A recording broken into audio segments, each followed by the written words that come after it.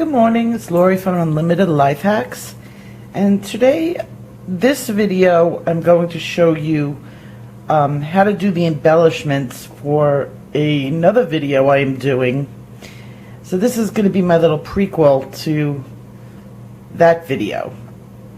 And what you're going to need is a couple of different things, depending on how you want to do this, and I'm going to show it to you in a couple of different ways. We're going to do some molding of embellishments, and you can see some of the finished ones that I've done here. Sorry about the paint on my fingernails. I've already worked.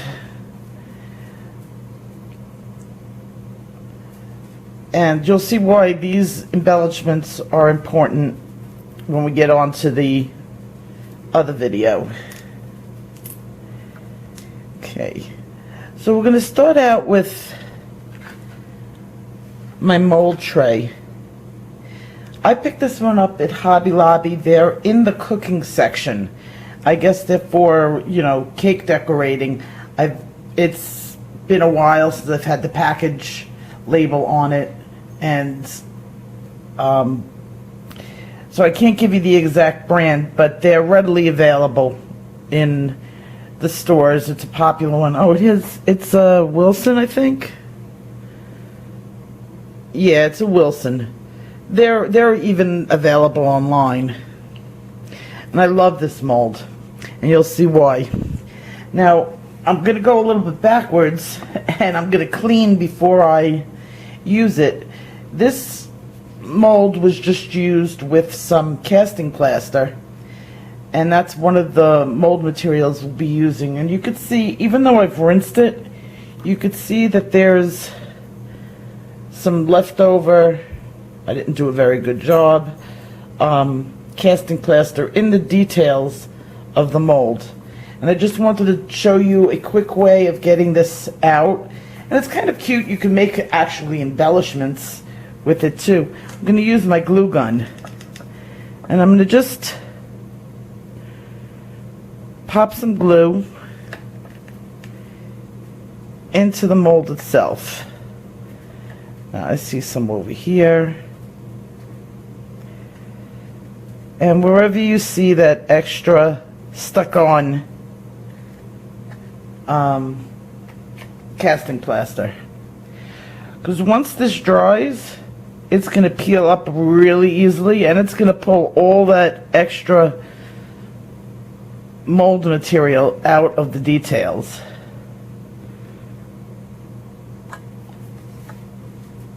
We'll just give this a minute to set. So I'm going to be making these, I'm going to just put it off camera for a second. I'm going to be making these in two different ways. Sorry about my glare spot. I'll try to get rid of it. Oh, now my stuff is sparkly. This is casting plaster, and I've been using casting plaster for about 30 years. The casting plaster is different than plaster of Paris. It's much smoother. It paints much nicer, and it's less porous. And it's been a long time since I measured it out. I do it by sight, and that's why I'm doing a video. I can't really do a tutorial and tell you exactly how much water to use and how much powder. But here I have a little bit less than an ounce of powder, maybe a half an ounce, and some water. And I'm going to just pour the water in. And I'm going to let it bubble for a few seconds. That's just the water, that's not heat. That's just the water going into the plaster.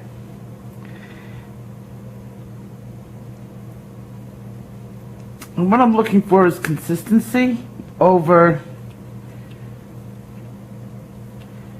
Now, you want it to be like thick glue. That's all I can describe it. If it's like peanut butter and it doesn't pour, it's not as good. It still works. It's going to dry very quickly.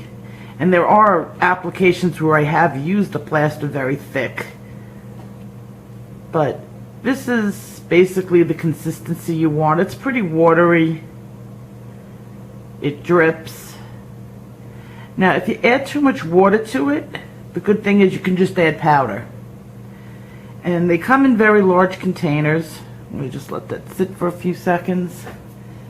The brand of casting plaster I used is just the store-bought brand, and you can see it comes in large containers. They come in bags, as long as it doesn't say Plaster of Paris and it says casting plaster. So I'm going to test this mold and see how we're doing. Okay, it's hard. Get my camera back to where it's supposed to be. And you could see now it'll just peel right off the silicone. And if you could see, it takes all the little bits off. And that area is all clean.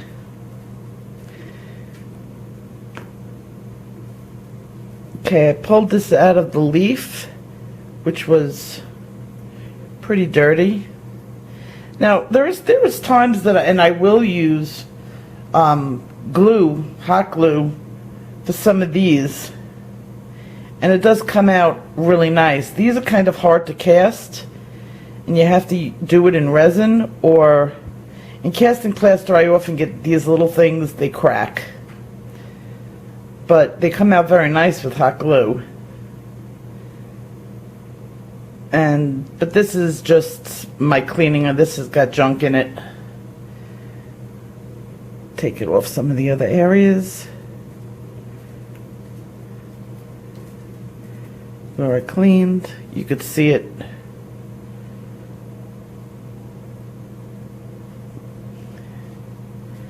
On here. And I'm going to just clean off all the glue and make sure this is ready to go. Okay, so for casting, this is fine. It's clean, ready to go. My casting material is ready.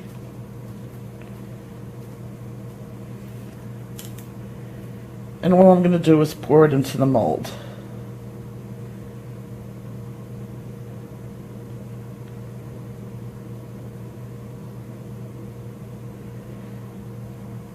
Now, when I'm done pouring it in, it will get a little bit on the outside, which is fine because that cleans it. It flakes off as soon as it's dry.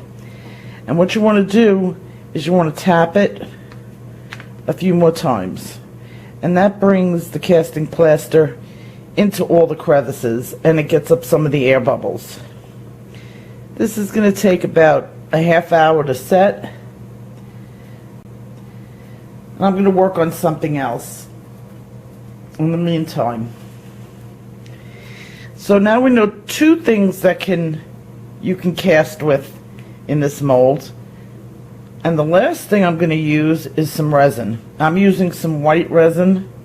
It's a 1-to-1 ratio, where with the water and the powder you didn't have to worry about your mixing and how much powder you put. With the water you can eyeball it and just make sure the consistency is good. Resin is different. Now normally, if I wasn't doing a quick video on how to do different molds in this, mold material, I would not use casting plaster around resin, because you don't want there to be any sort of risk to your castings of the resin, because the resin needs to stay completely clear. So I would actually, at this point, completely clean up my workspace and then use the resin, but for this video I'm not going to do that. Now I'm going to pour equal parts, 1-to-1, of A and B together, and you're going to see it turns white. Now this is something you would never do. I'm using the other end of the stick. You would use a clean stick. And you see it's going to turn white. And then in a few seconds, once it's mixed really well, it's going to turn back to clear. And it's turning clear now, which means my chemical reaction is working. Now when you're working with the opaque resin, it sets very quickly. You have about a 10-minute window. to get it into your mold and then get it set.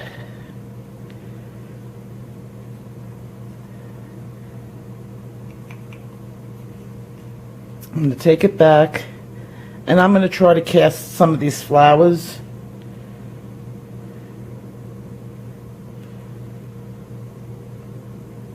Oh, I'm getting more of this.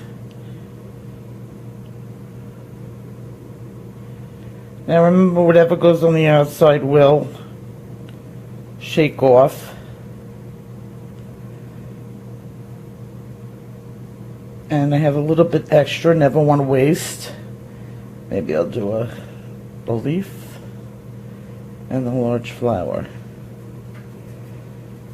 Okay. Now I'm going to let this entire thing sit and drink my coffee, and then I will be back.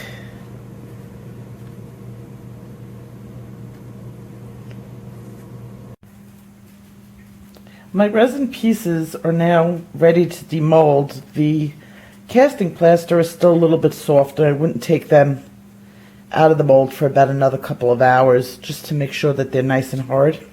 And I removed one of them already. This is the resin, and you can see it has a little bit of extra, and you can also see that this snips right off.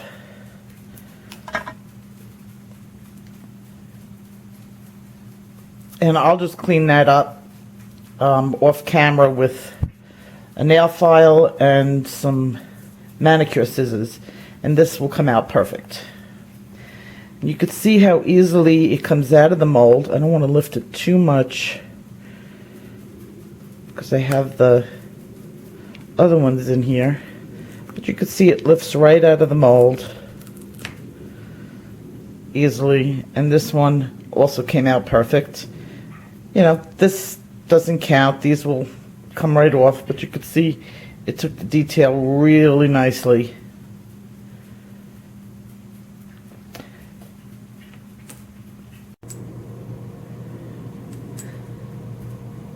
I've cleaned up some of the resin pieces that I made, and you can see it came out perfect. It's flexible. And these are ready to be painted or decorated. You can do just about anything with it. My leaves are not ready to come out.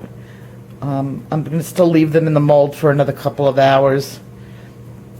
But here's one that I did. This was made out of casting plaster. It's a little bit thick, but I wanted it for what I was doing. And you don't have to use silicone with the resin mold.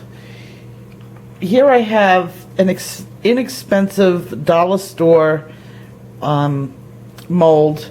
This is for ice cubes, and they're available in multiple shapes, and you can get them at the dollar store. Just about every dollar store sells them. And these are almost ready to come out. When the casting plaster is drying, you'll see that it has some liquid. You can take a paper towel and leak out some of the water that raises to the top once it's nice and set. But I'm going to leave them alone here for a little while. These are dried. I did them last night. And here's another thing that I use for a mold. And this is just a candy mold. Sometimes with this plastic, not with this because this is pretty shallow, but some of the deeper ones, you can use a mold release with it, and that's just like an oily spray that you can get in the craft store. I rarely use a mold release, very rarely. With silicone, you don't have to use it. And as you can see, this is just a candies mold that I got. This was $3, but I probably did not pay $3. I always buy on sale. But that's the regular price. And as you can see, some of these I've made already. I've painted and added some glitter. You can see it. And this is ready to go, ready to use. This was made out of the casting plaster. And I've got the flowers done. Now the only thing that I have to say is that with casting plaster, you do, if you want a shiny surface, you do have to use a spray seal, a shiny spray seal, and I use everything from small little projects. I use nail polish to Sculpey glaze. I even have a spray that I use, and it works out the same no matter what you use. So this is my embellishment casting tutorial, and I'm going to use the same molds in another project which I'm working on right after this. This is what I'm doing these for. And just so that you know, if you're going to use this mold, these cut down very easily. So if you don't, you can make a full length of it and just snip it with a scissor. And you can have it for any edging on cardstock. Glues down really easily with hot glue or regular glue, any glue, from white glue to tacky glue. The one thing I could say about getting used to using Casterplaster over resin will dry shiny, it will dry flexible, it'll dry hard, and it's wonderful to use, but it's much more expensive. The resin that I used, depending where you're getting it, can run up to $20. I've never paid $20 because I get it at the store and I use my 40% off, so I pay around $12. But the casting plaster is extremely inexpensive. I bought that whole container for $3, and I will get probably 1,000 embellishments out of that before I even have to buy another one. So that's my casting embellishment video. I hope you learned something from it that you didn't know before, and I'm going to take this a little bit further in my next video, as I said, and I'll see you there. Bye-bye.